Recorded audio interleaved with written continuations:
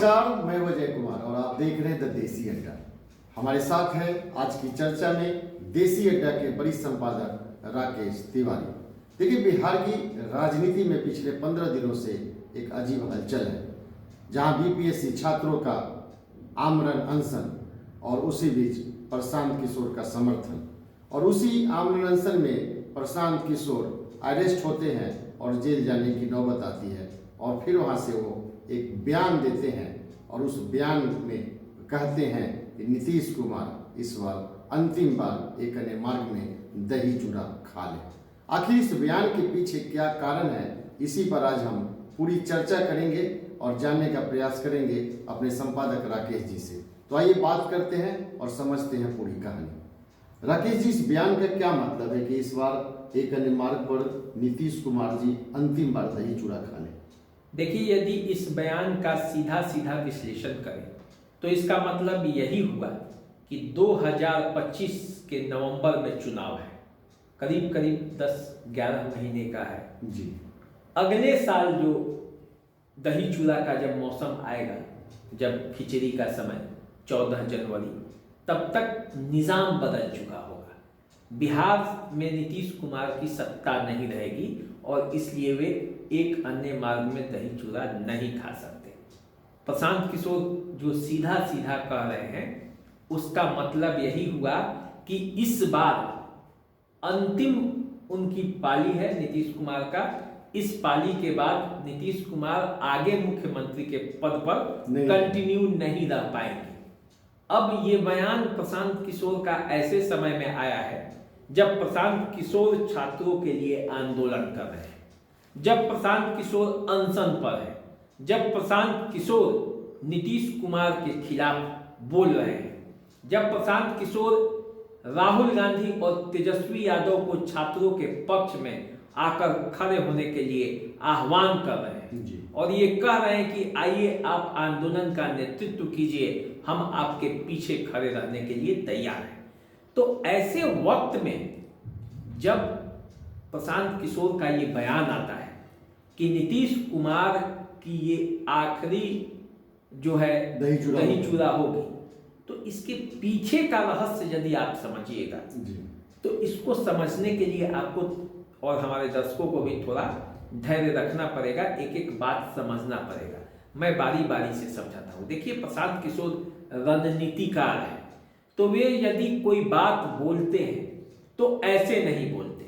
देखिए, बिहार की राजनीति में पिछले 20 सालों से नीतीश कुमार सेटिंग के बदौलत बिहार के मुख्यमंत्री बने हुए हैं।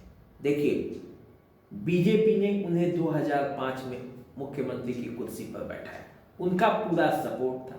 2010 ही एक ऐसा चुनाव था जिसमें आप मान सकते हैं कि जनता दल यूनाइटेड का प्रभाव दिखा, तो बीजेपी का भी प्रभाव था। लेकिन 2015 का जो चुनाव है, वहां से लेकर और अब तक जितने बार भी नीतीश कुमार बदले, पाला बदले, वो हर बार सेटिंग के बदौलत ही बिहार के मुख्यमंत्री की कुर्सी पर वो रहे हैं। अब प्रशांत किशोर को इस बात की समझ हो गई है कि अब जो बिहार की राजनीति में है, वो जो दोनों दल है, एक बीजेपी और दूसरा आरजेडी, दोनों दल ये नहीं चाहता है कि सत्ता में जो मुख्यमंत्री की कुर्सी पर नीतीश कुमार है। लेकिन अब देखिए, 2025 के चुनाव के बाद तेजस्वी यादव ने जो है वो गियर बदल दिया है। तेजस्वी यादव ने कहा है कि 2025 के बाद बिहार के मुख्यमंत्री की कुर्सी पर आरजेडी का ही नेता रहेगा। यदि इधर के गठबंधन बनाते हैं और इधर सीटों की संख्या हमारी ज्यादा आती है, तो ऐसा नहीं होगा कि 2015 की तरह या जो 2022 में परिवर्तन हुआ था उसके तरह हम करेंगे। तो एक तो दरवाजे उधर से बंद हो रहे हैं, दूसरा बीजेपी भी अब नीतीश कुमार को 2025 के बाद नहीं चाहता कि वो बीजेपी की जो मुख्यमंत्री की कुर्सी पर है वो रहे, बीजेपी उस कुर्सी पर आए, ये बात है। अब बीजेपी ये भी चाहती है कि जनता दल यूनाइटेड भले ही इस बार चुनाव लड़े। प्रशांत किशोर का ये आकलन है जो चर्चा में है कि प्रशांत किशोर इस बात को समझ चुके हैं कि बीजेपी ये चाहती है कि माइनस नीतीश कुमार चुनाव साथ में लड़े, लेकिन माइनस नीतीश कुमार 123 का आंकड़ा उनके पाले में आ जाए कि यदि चुनाव के बाद नीतीश कुमार कुछ गड़बड़ भी करते हैं तो बार्गेन करने के लिए इनके पास संख्या बल हो, बिना उनके भी सरकार बन जाए। चिराग पासवान, जीतन राम मांझी, उपेंद्र कुशवाहा, इन सबको लेकर और जरूरत पड़े तो एक दो उधर से भी लेकर 123 का आंकड़ा माइनस जनता दल यूनाइटेड वो पूरा कर पाए। आपका ये कहना है कि प्रशांत किशोर अगर समय आए तो एनडीए को समर्थन दे सकते हैं अगर नीतीश कुमार? नहीं, मेरा ये नहीं कहना है। मेरा ये कहना है कि ये जो क्यों वो कह रहे हैं कि नीतीश कुमार का ये अंतिम चुनाव है जी। वो जीते तो ठीक है, नहीं जीते तो बीजेपी और आरजेडी दोनों एक मंच पर इस पर एक मुद्दे पर खड़ी है। इस मुद्दे पर साथ है कि नीतीश कुमार को अगला मुख्यमंत्री नहीं बनने देना है, क्योंकि उधर से भी रोक है और इधर से भी दोनों plan A, plan B, plan C BJP ने भी तैयार करके रखा है। तो ऐसी परिस्थिति में नीतीश कुमार 2025 के बाद मुख्यमंत्री नहीं रहेंगे, और जब वो मुख्यमंत्री की कुर्सी पर नहीं रहेंगे तो ये जो दही चूड़ा वाला है ये मामला, ये अंतिम का मामला है। ये प्रशांत किशोर ने ये रणनीति लगाकर ये सोचा है। देखिए सीट शेयरिंग के मामले में जिस तरह से बातचीत चल रहा है और जिस तरह से एनडीए में सीटों का शेयरिंग पे मामला चल रहा है, उसको भी देखकर ऐसा लगता है कि बीजेपी इस बार चाहती है कि विदाउट नीतीश कुमार 123 का आंकड़ा उसे मिल जाए। आरजेडी भी इसी तरह की रणनीति पर काम कर रही है और प्रशांत किशोर खुद अपने लगे हुए हैं कि आरजेडी और जनता दल यूनाइटेड दोनों को अलग दरकिनार कर, बीजेपी को दरकिनार कर सत्ता में वो आए। तो यदि वो आते हैं तब तो अपने आप ही नीतीश कुमार चले जाएंगे, जनता से यही वो कह रहे हैं।